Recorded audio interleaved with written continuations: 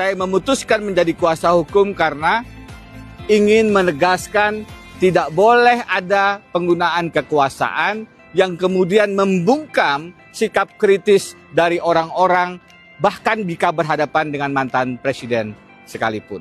Karena itu, saya memutuskan untuk menambah perspektif hukum tata negara, bidang yang saya geluti, politik hukum, bagaimana kemudian relasi kekuasaan dengan hukum, tanpa kemudian mengenyampingkan isu-isu hukum pidananya.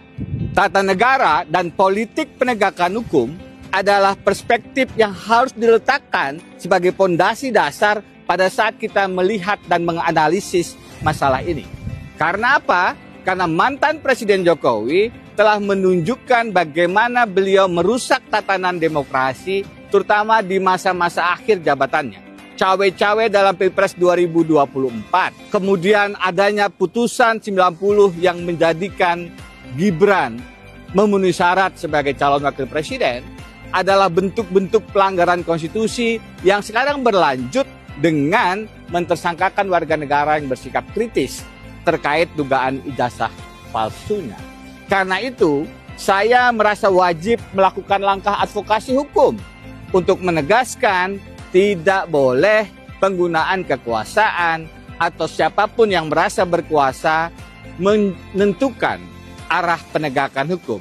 Terlebih hukum pidana, hukum yang bisa membuat orang dipenjarakan, hukum yang bisa membatasi hak asasi manusia. Dalam konteks itu, penggunaan hukum pidana adalah alat intimidasi yang harus dilawan. Tidak boleh siapapun, termasuk mantan presiden sekalipun, melaporkan orang yang ingin membuka kebenaran dokumen publik, dalam hal ini ijazahnya, kepada khalayak.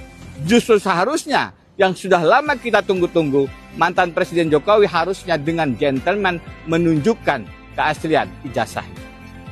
Jadi, saya minta maaf, belum bisa mendampingi dalam pemeriksaan Roy Suryo dan kawan-kawan di kepolisian hari ini, karena bersamaan dengan sidang di Melbourne, Australia.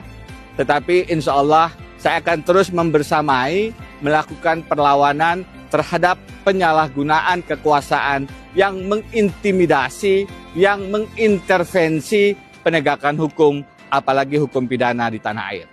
Kita harus hentikan modus mengkriminalisasi, mempidanakan, memenjarakan, membuat takut siapapun yang ingin bersikap kritis agar Indonesia tetap terjaga kewarasan hukumnya. Saya Denny Indrayana, terima kasih. Assalamualaikum warahmatullahi wabarakatuh. Download Tribun X sekarang, menghadirkan lokal menjadi Indonesia.